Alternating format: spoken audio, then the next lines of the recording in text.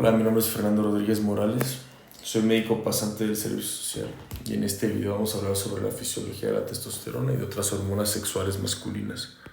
Hablaremos sobre hormona luteinizante, hormona folículo estimulante y gonadotropina coriónica humana. Hablaremos sobre las glándulas y células que secretan estas hormonas, el eje hormonal que se encarga de la regulación de la secreción de las mismas y pues de los órganos que al final van a ser las dianas a donde van a llegar estas hormonas y van a ejercer distintos efectos o bien controlar distintas funciones. El tema principal de la plática es la testosterona, pero si nosotros queremos pues entenderla de una mejor manera, hay que igual tener entendimiento y comprensión sobre estos distintos elementos que van a estar interrelacionados con esta hormona. La idea de este video pues es que tenemos nuestro esquema ya aquí hecho, entonces vamos a ir como un estilo libre sobre conceptos clave, imágenes, vamos a ir usando lápiz, describiendo y explicando todo esto de la fisiología de la testosterona. ¿Y cuál va a ser el orden que vamos a seguir nosotros en este video? ¿Cómo nos vamos a ir desarrollando? Vamos a empezar con la definición. ¿Definición de qué? De la definición de la testosterona. ¿De qué hablamos cuando hablamos de testosterona? ¿A qué nos referimos? Después vamos a ir con las generalidades. ¿Generalidades de qué? Pues vamos a hablar de generalidades del sistema reproductor masculino. Nos vamos a ir muy superficial, muy a lo básico, o no muy a lo básico, digamos a lo necesario que tenemos que comprender para este video para entender las funciones de la testosterona. Entonces vamos a ir sobre anatomía y sobre fisiología.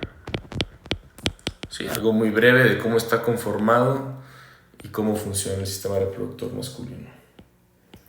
Posterior a ello vamos a hacer una primera visita al eje hormonal que les vamos diciendo consta de hipotálamo, hipófisis, gónadas. En este caso las gónadas, como estamos hablando de varones, van a ser pues, los testículos. En esta primera visita que vamos a hacer no tenemos la intención de describir a detalle en una primera instancia todo el eje hormonal. Lo que queremos es tener una primera impresión, ver cómo está conformado, es decir, las partes que lo conforman, las hormonas que se van a secretar y los lugares a donde van a llegar. Vamos a llamarlos dianas. Ahorita vamos a explicar por qué le decimos dianas. ¿Por qué hacemos de esta manera? Porque nos vamos a ir directamente y muchos más específicos sobre cada hormona. Vamos a empezar con el primer punto de control, o el principal estímulo que regula todo el eje hormonal, que es la hormona liberadora de gonadotropinas, o GnRH. Aquí queda mejor escrita que la que pusimos en un inicio. Vamos a irnos ahí en un inicio. Una vez que lo describimos, vamos a hablar otra vez de manera general sobre la hormona luteinizante y la hormona folículo estimulante, es decir, las gonadotropinas. En estos temas, en este tema de la hormona liberadora de gonadotropinas y en este apartado de las generalidades sobre la hormona luteinizante y la hormona folículo estimulante, vamos a mencionar también a la gonadotropina coriónica humana. Se mencionará por lo general alrededor de toda nuestra plática, pero pues aquí también estaremos mencionando de una manera pues más frecuente. Una vez que hablamos sobre estas generalidades, ya nos vamos a ir sobre las hormonas de manera individual. Comenzamos con la hormona luteinizante. Como veremos más adelante, los que ya saben, pues la hormona luteinizante es la principal hormona que se encarga de estimular la síntesis de testosterona. Entonces en este apartado ya vamos a hablar sobre síntesis y sobre metabolismo de testosterona.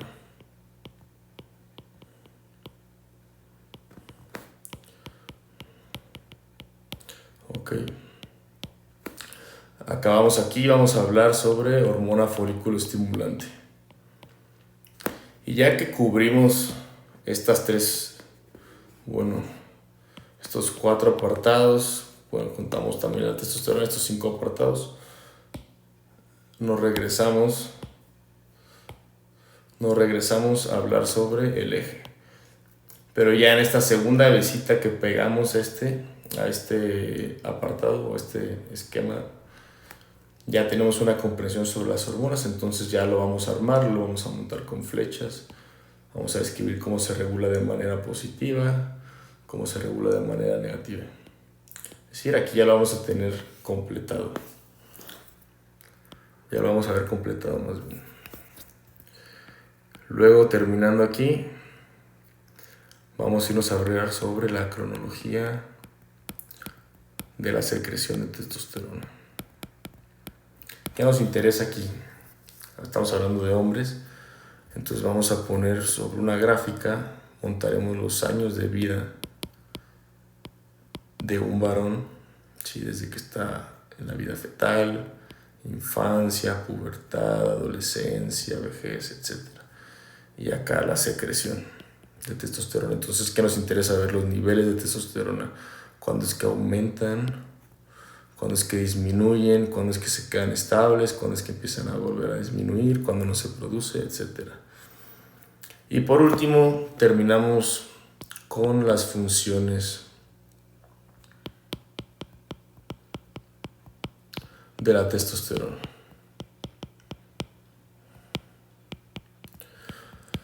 Voy a cronometrar el video porque probablemente sea un video extenso, entonces yo pienso que si llegamos a la hora de plática, lo cortaremos.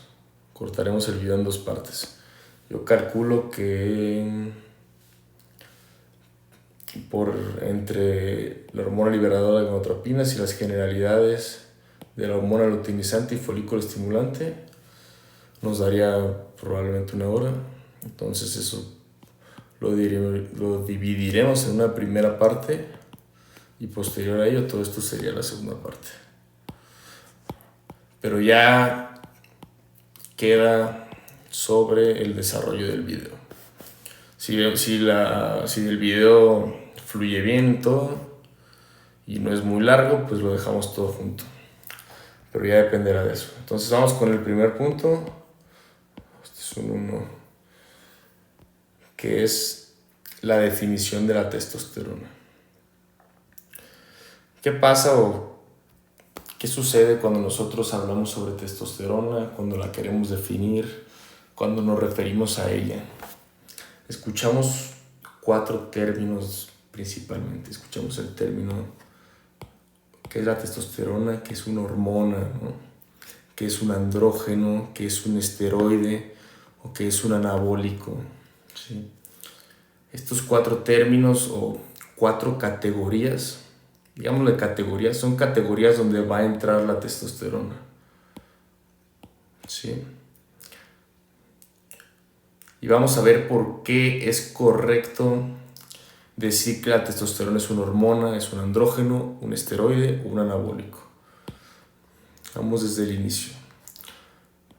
La testosterona sí es una molécula porque es la testosterona sí es una hormona porque es una molécula que se va a sintetizar en una glándula. Vamos a cargar tantito. Una glándula, en este caso los testículos. ¿Sí? Una vez que se sintetiza dentro de los testículos, va a entrar al sistema circulatorio. Y en el sistema circulatorio va a viajar hacia los órganos diana, de los que hablábamos en un inicio.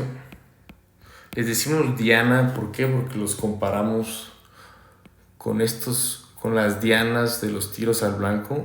Si usamos algo de imaginación, esto sería una diana en los que es un blanco, ¿no? Donde pues, podemos disparar con un rifle o con unas flechas, ¿no? Entonces es el sitio donde va dirigida la hormona.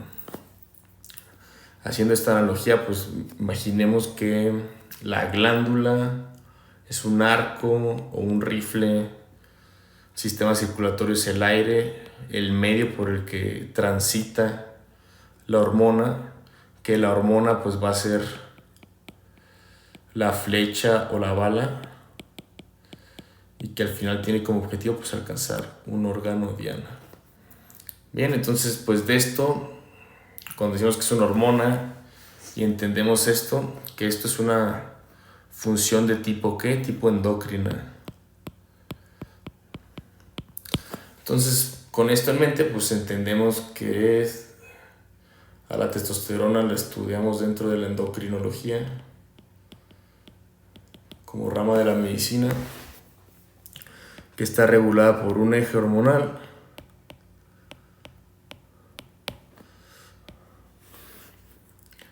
del que pues vamos a hablar más adelante, ¿va? Entonces es correcto decir pues que la testosterona es una hormona. Luego de eso pues escuchamos o decimos que la testosterona es un andrógeno. Y para comprender aquí mejor lo que es un andrógeno, vamos a revisar la etimología de la palabra andrógeno. Andrógeno proviene del griego, de un prefijo andros, que andros significa hombre o que está relacionado con la masculinidad, con la virilidad o fuerza vital del hombre. Por ejemplo, saliéndonos un paréntesis, saliéndonos de la palabra andrógeno, la palabra androide, que nos va a ayudar a comprender esto. Androide igual está formado por dos palabras del griego, andros, que ya vimos que significa hombre, y yoide, que significa con forma de. Entonces androide significa con forma de hombre. Cuando escuchamos que un robot, por ejemplo, tiene forma androide, es un robot que tiene forma de hombre. O cuando escuchamos que un simio desarrolla una forma androide, es que el simio está pareciéndose mucho más a un hombre. Ok, entonces primero andros, luego aquí gen proviene de génesis, de genos, pero nos va a servir comprenderlo como el génesis de la Biblia, ¿no? El inicio, que significa inicio, significa origen o dar a luz. Y por último, el sufijo o, que esto es agente que realiza una acción. Bien, entonces ahora que ya lo tenemos todo junto, toda la etimología de la palabra andrógeno, entendemos que es un agente que da origen o que inicia, que da luz a las características de un hombre, a las características masculinas o que están relacionadas con todo el hombre. O que es justo decirlo como lo describen nuestros libros, un andrógeno se encarga de dar origen a las características sexuales masculinas. Entonces es correcto decir que la testosterona es un andrógeno. Un esteroide, bueno, aquí puede haber como una confusión porque cuando hablamos de esteroide, pues nos referimos muchas veces en las pláticas del día a día como a un chocho. Yo creo que se entiende más cuando lo conocemos como un chocho, que al final pues el chocho es una droga, ¿no? Una droga que va a incrementar nuestras capacidades atléticas. Háblese de fuerza, de velocidad, resistencia, capacidades pulmonares, etc. ¿sí? Cuando nosotros hablamos de testosterona nos referimos a ella como un esteroide en el contexto de un chocho, de una droga que incrementa estas capacidades físicas, pues sí, la testosterona sí va a causar estos efectos, entonces sí es un chocho. Y que también, bueno, hay que añadir aquí que se utiliza para mejorar nuestra apariencia física. ¿De qué manera? Pues principalmente la testosterona incrementa nuestra masa, bueno, la síntesis de proteínas, que como resultado nos da un aumento en la masa muscular y que también se ha visto que disminuye el porcentaje de grasa corporal. Aquí intenté yo buscar algún artículo sobre cómo, qué mecanismo hace que perdamos grasa corporal. No he encontrado, pero voy a seguir buscando. De igual manera, si nosotros incrementamos nuestra masa muscular, pues al final el porcentaje de grasa va disminuyendo. ¿Va? Entonces, pues obviamente un cuerpo con mayor masa muscular y menor porcentaje de grasa corporal, pues nos va a dar una mucho mejor apariencia física. Y la testosterona va a lograr estos objetivos. Igualmente, como es un andrógeno, que dijimos que hace, da origen a las características sexuales masculinas. No solamente les da origen, sino que también las va a incrementar o a acentuar. Entonces alguien que esté con un nivel mayor de testosterona, digámoslo así, o que utilice testosterona de manera exógena, va a empezar a desarrollar cualidades más masculinas físicas. ¿Sí? Va a haber un mayor engrosamiento de la voz, distribución de vello corporal, una mandíbula más cuadrada, entre otros. ¿Va? Entonces todo eso igual genera una mejora en la apariencia física del individuo. Pero bien, si es un chocho o un esteroide, cuando hablamos de un esteroide hablando de chocho, sí es correcto. Pero ya también, si nosotros vamos a hablar ya en términos más, digamos, más científicos o refiriéndonos a la bioquímica o a la medicina, ¿por qué decimos que es un esteroide? Bueno, un esteroide, por definición, pues es un compuesto tanto de tipo orgánico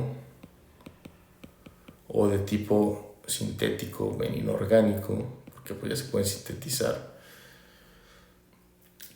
que está compuesto, aquí tenemos la estructura de la testosterona, si vamos a usarla de ejemplo, que está compuesto de 4 anillos. Aquí tenemos un anillo, todo esto es un anillo. Tenemos el segundo anillo. Sí, de 4 anillos con 17 átomos de carbono. Cada esquinita aquí que vemos es un carbono que se está uniendo con otro carbono. Entonces, si los contamos, tenemos 1, 2, 3, 4, 5, 6, 7, 8, 9, 10, 11, 12, 13, 14, 15, 16, 17.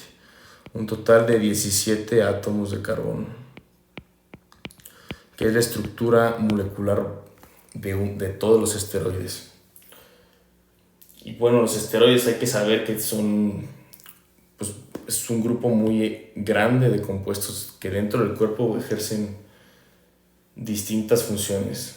¿Sí? Incluimos aquí pues, las hormonas sexuales, de las que estamos hablando ahorita, hormonas adrenocorticales, ácidos biliares, vamos a poner aquí ácidos biliares, hormonas adrenocorticales. Por ejemplo, los ácidos biliares, hablamos del ácido cólico, ácido desoxicólico,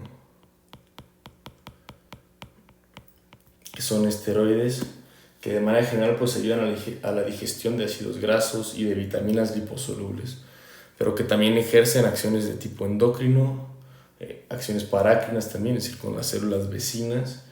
Regulan también el metabolismo de lípidos, de glucosa, modulan la temperatura y también el metabolismo energético.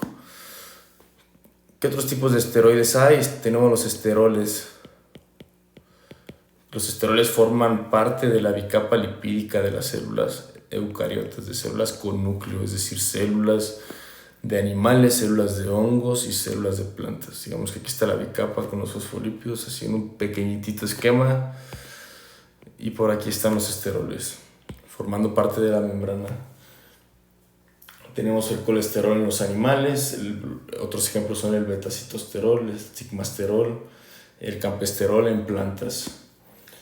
Y bueno, de los esteroles, sus funciones, ácidos biliares, síntesis de hormonas a partir del precursor principal que es el colesterol.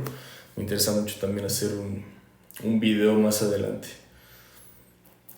¿Qué otras cosas encontramos de esteroides? Pues como uso terapéutico encontramos diversos grupos de esteroides, ¿sí? Tenemos antiinflamatorios,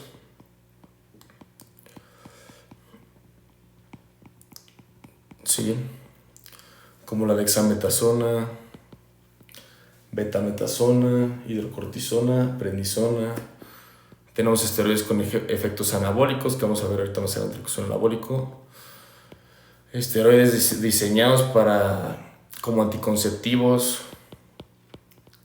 ¿sí? Por ejemplo, el etinilestradiol con levonorgestrel son anticonceptivos combinados, o la píldora del día siguiente que contiene levonorgestrel en dosis 10 veces pues, más potentes que la de los anticonceptivos combinados.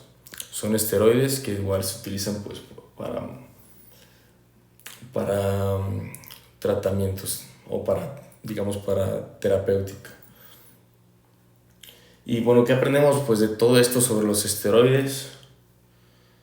Que bueno, pues todo esteroide tiene esta estructura básica de la que ya hablamos, la recordamos, 17 átomos de carbono organizados sobre 4 anillos.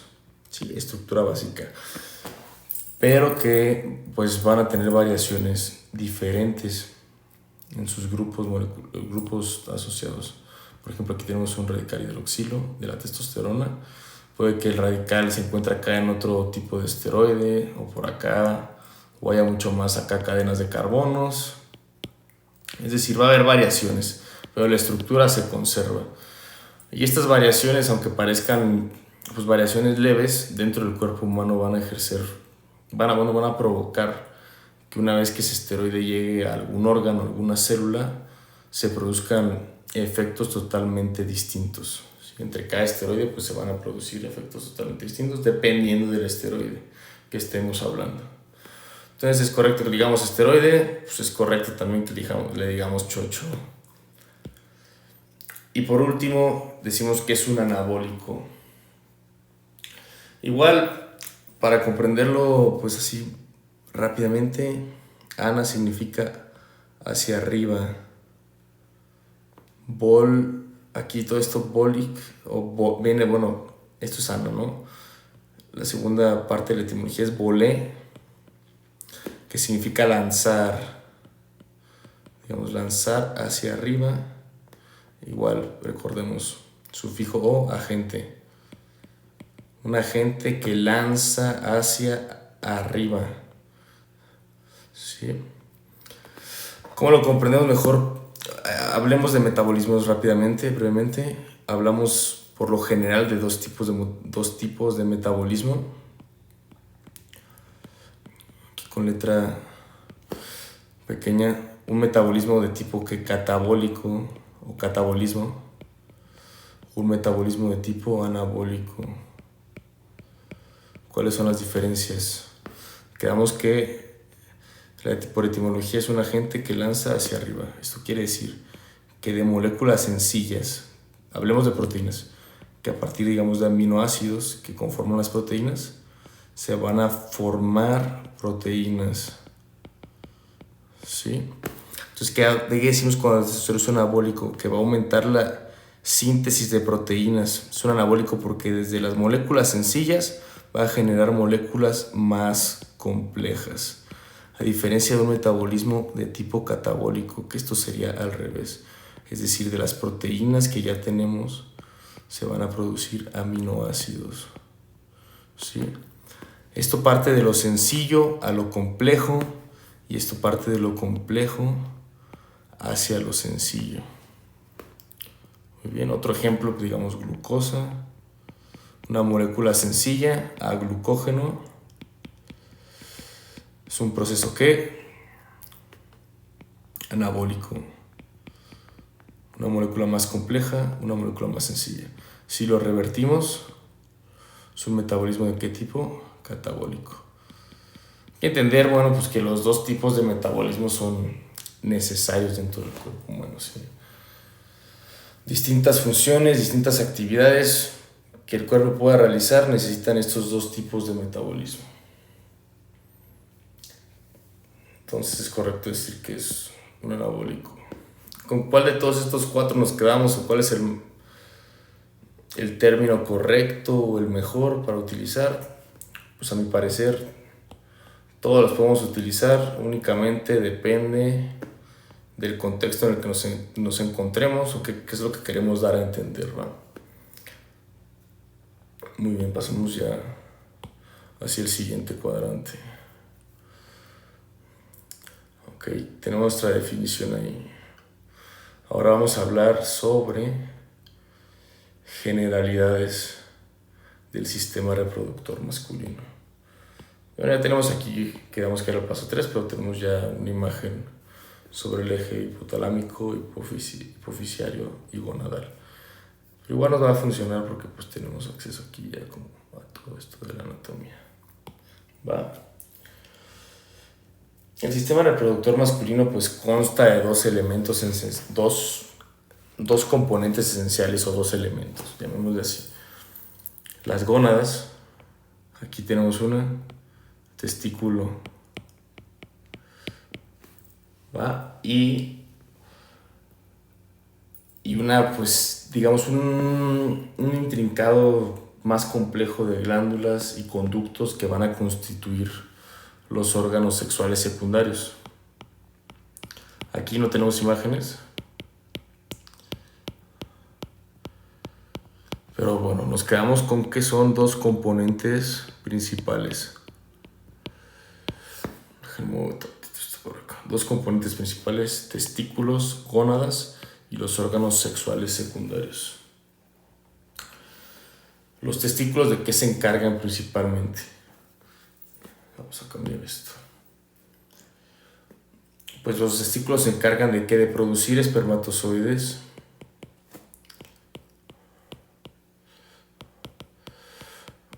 Les llamamos igual pues, los gametos. O bueno, un gameto es una célula necesaria para que exista la reproducción sexual, ¿sí? Entre un macho y entre una hembra. Para el hombre son los espermatozoides, para la mujer es el óvulo.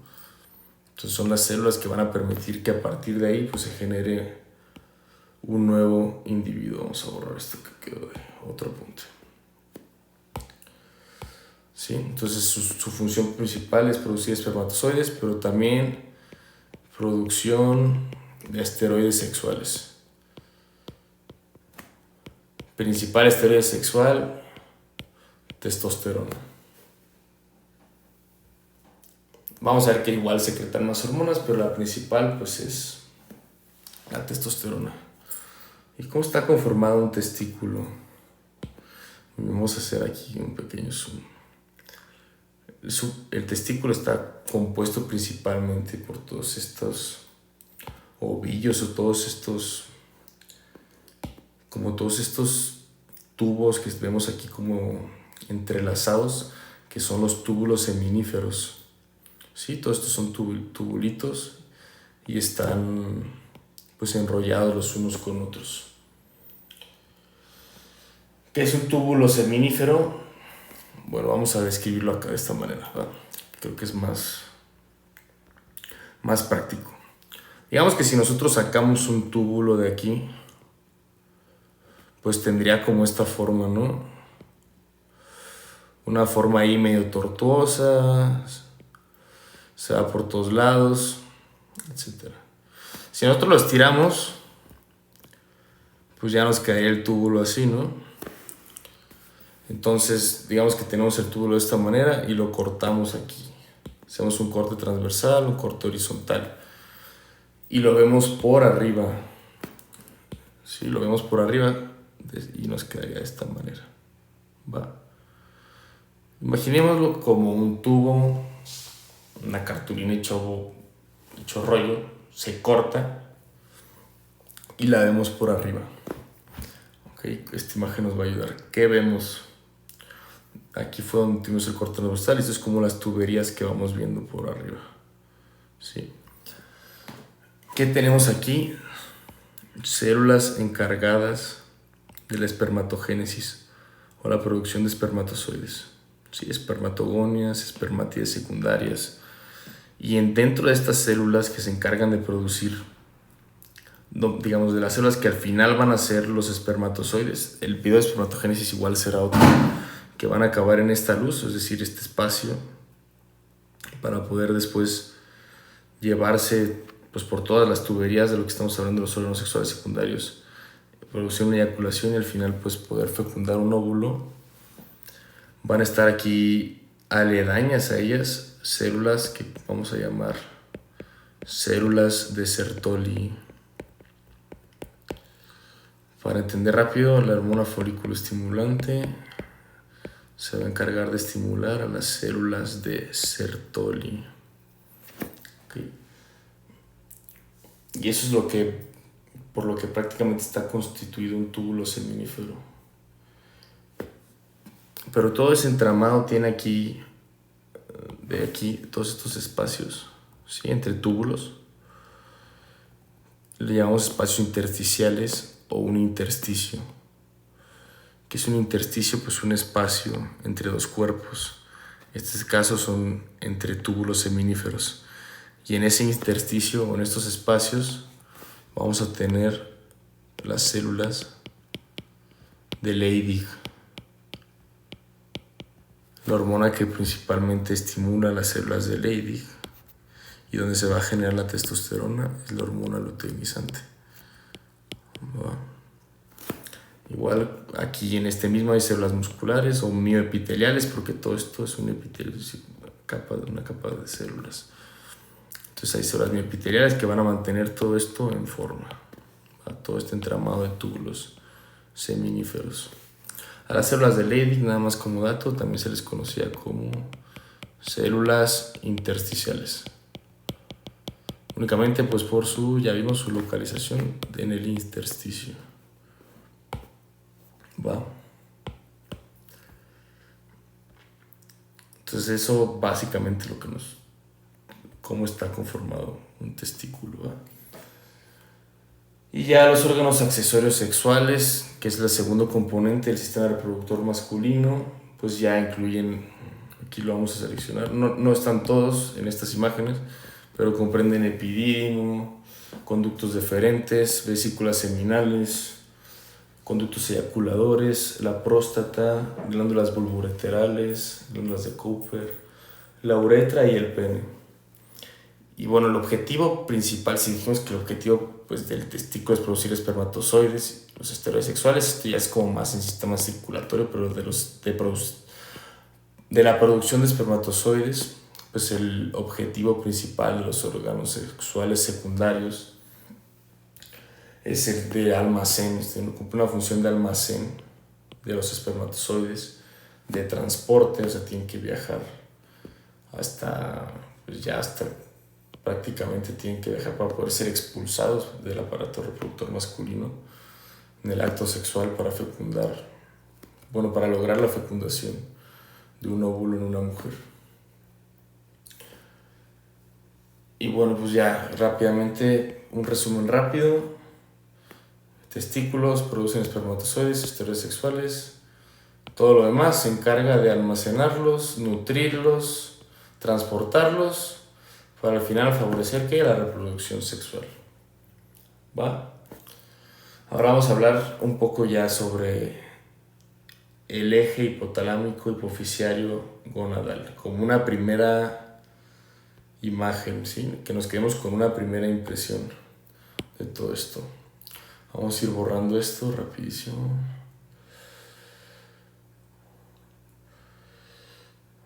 Entonces el objetivo es quedarnos con una primera impresión sobre cómo está conformado para después ya profundizar cómo quedamos sobre cada hormona dentro de este sistema.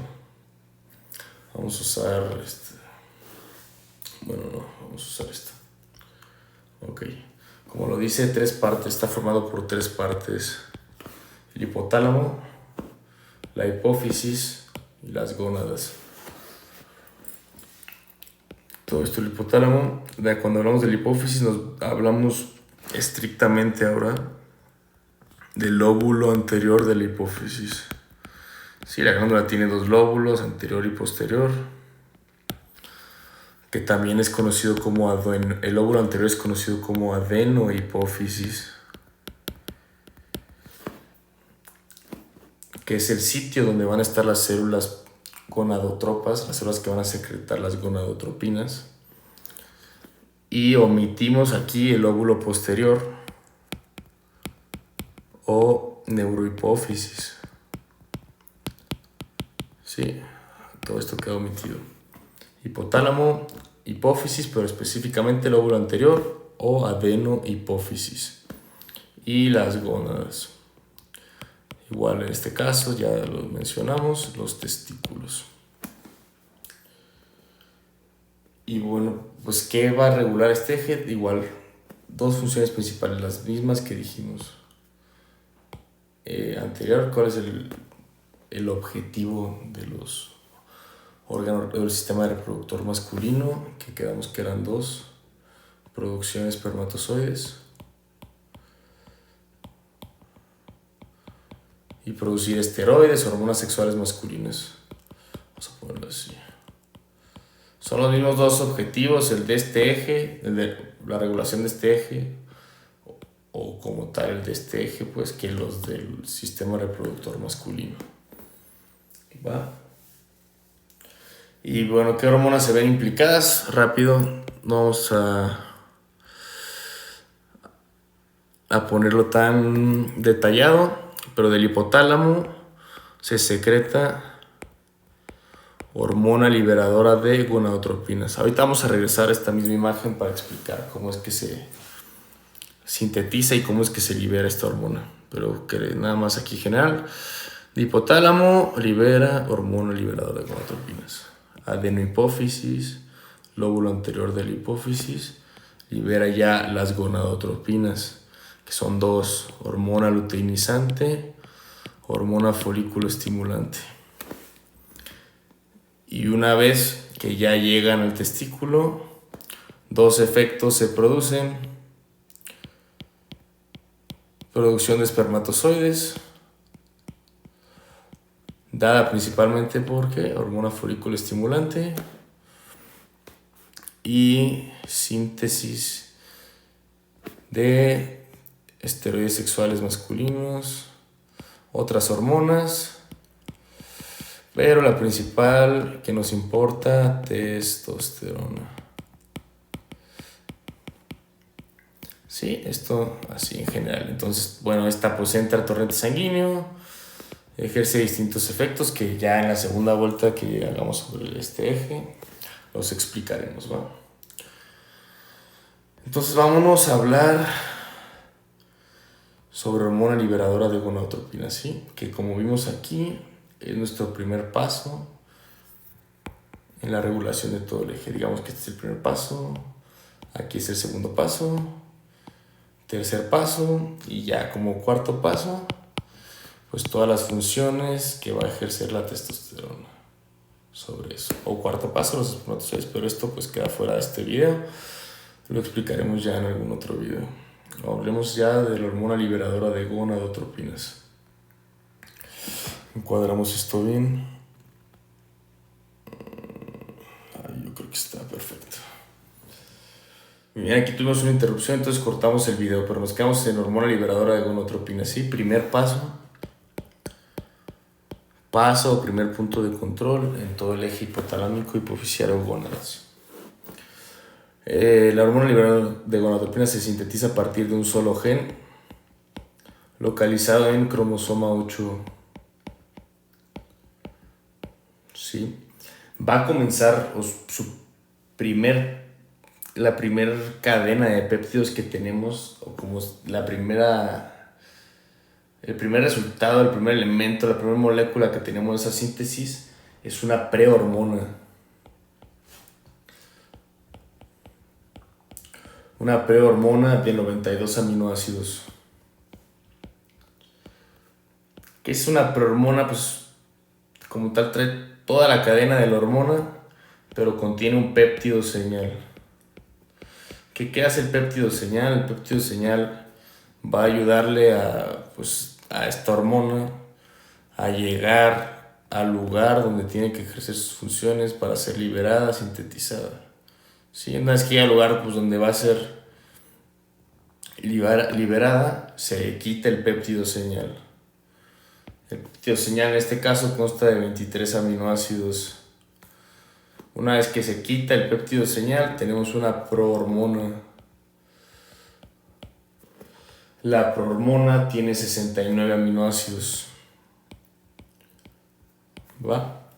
Y consta ya como tal de la hormona liberadora de gonadotropinas, un péptido que conocemos, un péptido que conocemos como el péptido asociado a la hormona liberadora de gonadotropinas. ¿Sí? Entonces tenemos que está formado por ya como tal la GnRH más este péptido que conocemos como GAP, también lo podemos abreviar así, y 3 aminoácidos que participan en la unión de estos dos.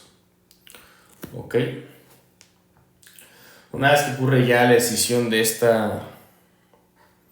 la prohormona, pues ya tenemos como resultado la GnRH suelta, que tiene 10 aminoácidos, 3 aminoácidos que quedaron libres y 56 aminoácidos que conforman el péptido asociado a la hormona liberadora de gonadotropinas. Se desconoce para qué funcione el péptido relacionado con la hormona liberadora de gonadotropinas, pero se sintetiza igual que la GnRH, van juntas, ¿sí? ¿Cómo está conformada la hormona liberadora de gonadotropinas? ¿Qué son los 10 aminoácidos que la conforman? Está formado por, vamos a más tantito acá, pongámoslo aquí, conformación de aminoácidos. Quedamos que son 10. El primero es ácido glutámico. El segundo es histidina. Segundo es triptófano. Cuarto es serina. Tirosina. Glicina. Leucina. Arginina. Prolina. Glicina también de nuevo. Estos son los 10 aminoácidos que conforman la estructura molecular de la hormona liberadora de gonadotropinas. Muy bien. Vámonos de vuelta aquí con la hipófisis, con el eje, para que entendamos cómo es que se libera. Vamos a borrar todo esto rapidísimo. Bien, intentemos hacer aquí.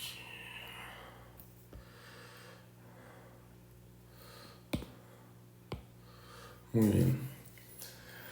Esta hormona va a ser sintetizada, como lo dijimos, por neuronas peptídicas o peptidérgicas, así las denominamos. Son neuronas que son capaces de producir péptidos de muy pequeño tamaño aquí en el hipotálamo.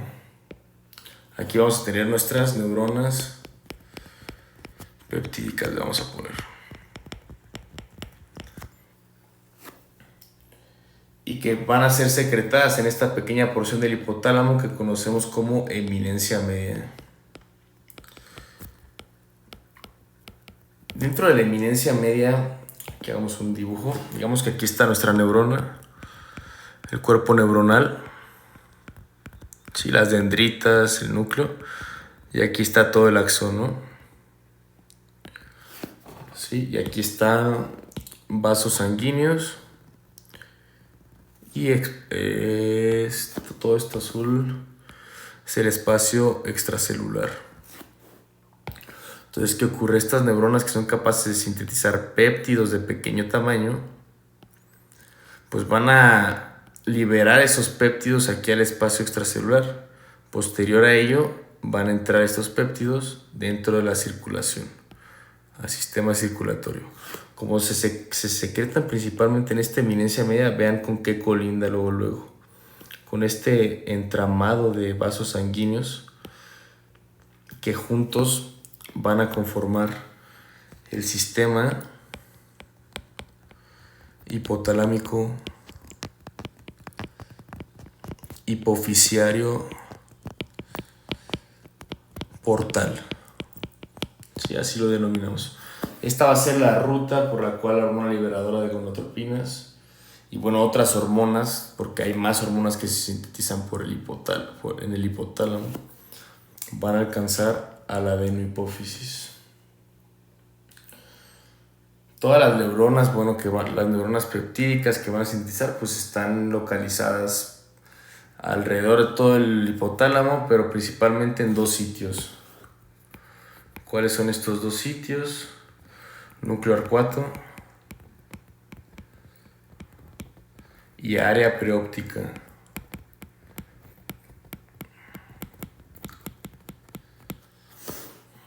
Entonces esta neurona va a transportar tanto la GNRH como el GAP que dijimos que no sabemos para qué funcionaba. Igual aquí estaría bien investigar algunos artículos si encontramos qué funciones tienen. Llegan al espacio extracelular, entran, se van por todo el sistema portal, sistema hipotálamo, hipofisiario portal, todo el entramado sanguíneo, alcanzan como tal ya la hipófisis anterior, donde se van a encontrar las células gonadotropas que van a encargarse pues ya como tal de liberar a las gonadotropinas. Y bueno, hay que también aquí hablando más detalles sobre esta secreción, hay que saber que la hormona liberadora de gonadotropinas o GNRH, vamos a decir GNRH porque es muy larga la palabra, se secreta durante unos minutos, nada más en un periodo de 1 a 3 horas. Es una secreción que conocemos como una secreción en pulsos, una secreción pulsátil. ¿Por qué está dada esta intensidad de la frecuencia de los pulsos y de la cantidad de hormona? ¿Cómo es que está determinada? Pues está fácil. Vamos a ver que si la frecuencia de los pulsos disminuye, el mismo eje la va a aumentar. Igual, si la cantidad de hormona es baja, los pulsos van a aumentar para aumentar la cantidad de hormona y viceversa. Si la cantidad de hormona es alta o si la frecuencia es alta, pues se van a disminuir estos mismos pulsos. Y bueno, aquí agregamos un último detalle. Vamos a seguir hablando todavía, pero como detalle importante, sabemos que pues durante el desarrollo embrionario las células hipotalámicas o más específicamente las neuronas hipotalámicas que producen la hormona liberadora de gonadotropinas se van a originar en 2 sitios: placa olfatoria. Bueno, en un sitio, en placa olfatoria, y van a migrar hasta el hipotálamo. Ahí me confundí, van a migrar hacia el hipotálamo. Pero se han visto en diversos estudios, como en ratas y en primates, que demuestran que hay otros sitios donde se produce GNRH.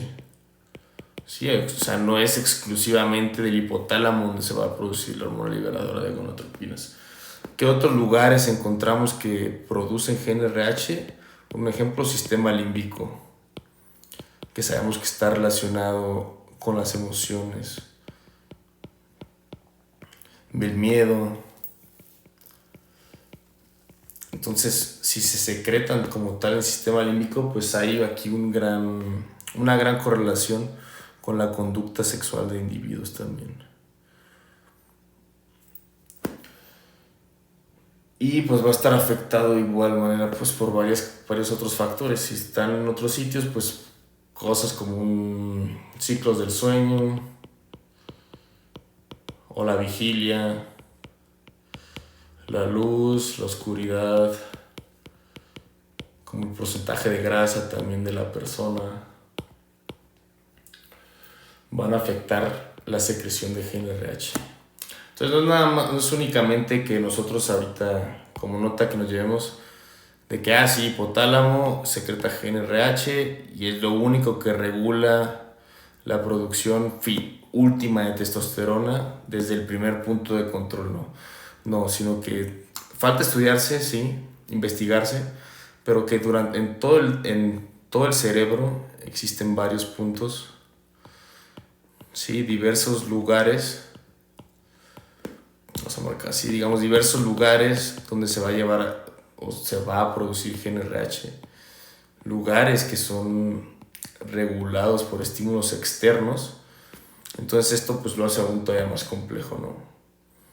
Toda esta secreción se hace todavía aún más compleja porque hay varios factores que van a modificar la producción.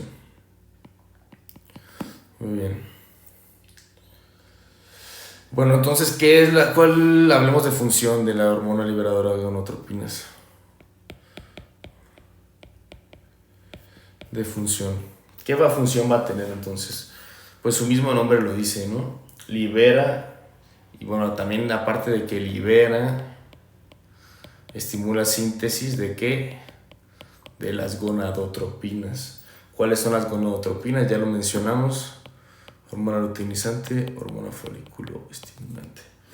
¿Cómo lo entiendo yo aquí? Bueno, pues, o cómo entiendo yo lo que son las gonadotropinas o la función de las gonadotropinas. O sea, el tropismo es un movimiento de un organismo en respuesta a un estímulo, ¿va? Entonces, en su misma conformación, en su misma etimología, son gonadotropinas, o sea, van hacia las gónadas. ¿Sí? Tienen tropismo hacia las gónadas frente a un estímulo. ¿Sí? Tienen la característica del tropismo. O sea, llega el estímulo, que en este caso, ¿cuál es el estímulo? GnRH, y hace que se muevan hacia las gónadas. Bueno, así es como yo lo entiendo. ¿Y cómo va a estimular pues esta liberación y esta síntesis? ¿Cómo lo va a hacer, no? Una vez que llega a las hormonas, a las células gonadotropas, ¿cómo lo va a hacer? Vamos a utilizar este esquema de la célula. Esto es una célula, pues, es un esquema general de una célula, así muy, con las partes básicas que contiene una célula. Recordemos pues que la célula, dependiendo de su localización, dependiendo de su función, pues va a tener acomodos diferentes aquí en la cromatina, en los genes, acomodos diferentes de sus organelos, de la síntesis de proteínas, morfología también, dependiendo de su función. Pero bueno, usaremos esto como un esquema básico, ¿no? Como tal, pues no se ve así una célula gonadotropa. Pues ya va a viajar la GnRH, viaja a través del sistema portal, alcanza de la hipófisis y aquí están las células. Entonces va a viajar la hormona y aquí pues hay un receptorcillo, ¿no? Pero digamos que aquí estos morados son los receptores de GnRH, específicos para la GnRH. Ya ando medio trabado, pero mira, vamos a verlo. El receptor de GnRH es un receptor acoplado a proteína G. Entonces van a activar sistemas de segundos mensajeros. Vamos a darle como, no explicar todo este proceso bioquímico, sino conceptos clave, entender cómo es que se libera. Entonces es un receptor acoplado a proteína G.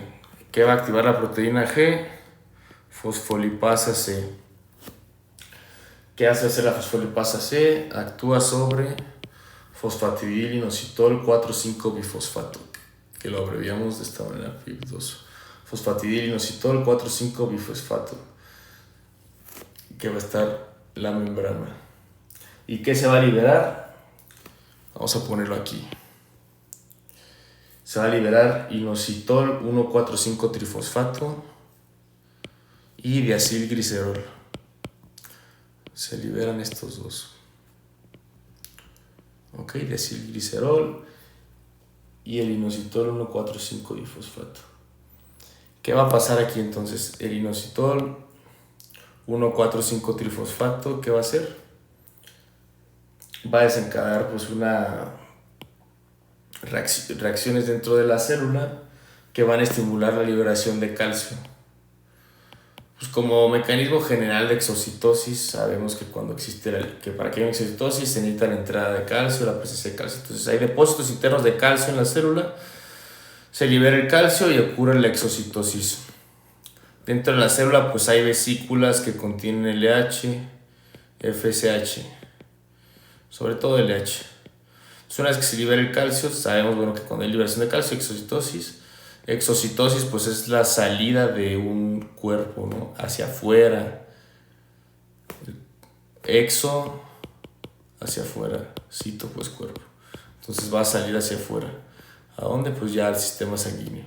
Entonces el inositol 1,4,5-trifosfato estimula ¿qué? Liberación de las hormonas. Por todo este mecanismo bioquímico que hicimos. ¿Y qué va a hacer el diacilglicerol? El diacilglicerol va a actuar ya como tal pues dentro de la célula. Pongámoslo aquí, diacilglicerol va a estimular proteína sinasa C y va a aumentar en el núcleo expresión de genes que van a codificar para LH y FSH. Entonces, ¿qué hace el diacilglicerol? Incrementa la síntesis de estas hormonas.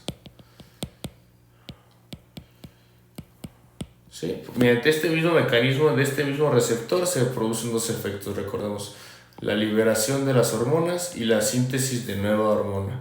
¿Sí? Entonces la célula no únicamente está ahí, no únicamente va a producir las hormonas cuando se estimula o va a estar lista, sino que va a almacenarlas, las hormonas cuando se une al receptor, va a poderse liberar las hormonas y también va a sintetizar nuevas hormonas. Ok, ya vamos a ver si aquí tenemos un espacio más. Creo que aquí está bueno. Usemos este. Y bueno, como dijimos pues anteriormente, la secreción pues de la hormona liberadora de gonadotropinas al sistema portal es por pulsos, es pulsátil, ¿no? Entonces pues como tal la secreción igual de luteinizante y folículo estimulante desde estas mismas células pues se va a dar en pulsos. Toda esta secreción es pulsátil también. ¿Por qué? Porque depende de esta hormona. Entonces si la secreta en pulsos, pues esta también. ¿Y cómo es? Pues en los hombres la secreción de LH decimos que va de unos 8 a unos 14 pulsos en 24 horas. Y que los pulsos de folículo estimulante pues no son tan notorios como los de FSH. ¿Por qué? Porque la vida media de la FSH es mayor, o sea, su tiempo en la circulación es más larga, no se consume tan rápido como la LH, y pues que su amplitud de pulso es menor, o sea, mientras está saliendo es mucho menor, entonces son mucho menos notorios estos pulsos, ¿va? Y bueno, como dato pues se sabía que, como principalmente en varones la hormona liberadora de gonadotropinas estimula la liberación de hormona luteinizante, también se conocía como hormona liberadora, vamos a anotar como hormona liberadora de hormona luteinizante. Por ejemplo, hay pruebas que se hacen, hay estudios en laboratorio que se hacen para medir la capacidad o la funcionalidad del hipotálamo, y como es muy complicado establecer valores de sangre periférica para hormona liberadora de gonadotropinas, pues porque como vimos literal desde las neuronas entra un sistema de vasos sanguíneos pues muy pequeño que va directamente a la hipófisis y se utiliza la mayor parte de la hormona, va a quedar fuera de circulación. Entonces lo que se hace pues son pruebas de tolerancia. Vamos a ver cómo responde análogos de GnRH, cómo responde la secreción de LH, y se toma en varios tiempos los niveles de LH y así vemos qué tan buena funcionalidad tiene esta estimulación por parte del hipotálamo sobre la de la hipófisis. Bueno, otros datos aquí importantes en la célula. Vamos a usar este amarillo. Una vez que ya se estimuló el receptor, ¿qué va a pasar con el receptor? El receptor va a interiorizarse dentro de la célula, la mayor parte del receptor. Está medio feo esto. Se va a interiorizar dentro de la célula el receptor. Vamos a poner esta flecha. Se va a meter, ¿no? Y va a ser degradado principalmente por lisosomas, que son cuerpos dentro de la célula que van a destruir esos receptores. Pero algunos receptores van a ser transportados de vuelta a la superficie celular, o algunos van a sintetizarse de nueva manera. Y esto que llamamos, pues, que entra el receptor, algunos se destruyen una parte, se vuelven a sintetizar y regresan, que no únicamente entra, se elimina por completo toda la cantidad de receptores, lo llamamos como reciclaje de receptor.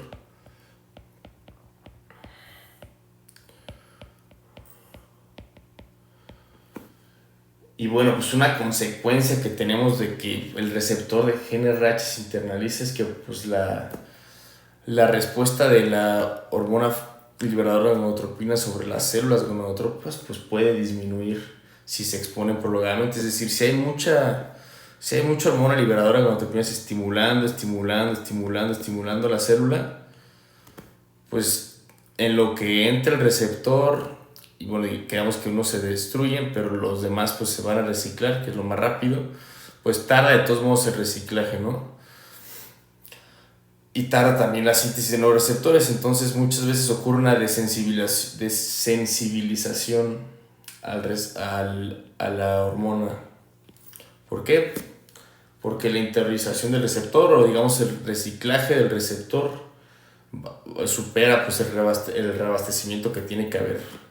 Entonces, en la clínica podemos utilizar esta característica o esta propiedad que tienen las células, o más específicamente pues los receptores de GnRH, para controlar la función reproductora, o es también como un principio de castración química. Se puede utilizar en ciertos casos. Vamos acá. Como cáncer de próstata. Sí, un estímulo para que crezca el cáncer de próstata es la testosterona. Sí. Entonces, si nosotros utilizamos análogos, es decir, hormonas, bueno, fármacos similares a la hormona, para que constantemente estén pegándole aquí a la célula y la desensibilicen, pues ¿qué va a pasar? No va a ejercer los efectos que queremos aquí, que vimos en el sistema de transporte.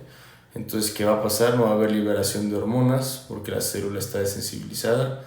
No va a haber una síntesis de hormonas tampoco. Entonces, si no están liberándose la hormona, principalmente cual quedamos que era la LH, no se está produciendo, pues el efecto es que tampoco hay testosterona. Entonces, de esta manera, pues las células del cáncer de próstata no pueden crecer. ¿Ok?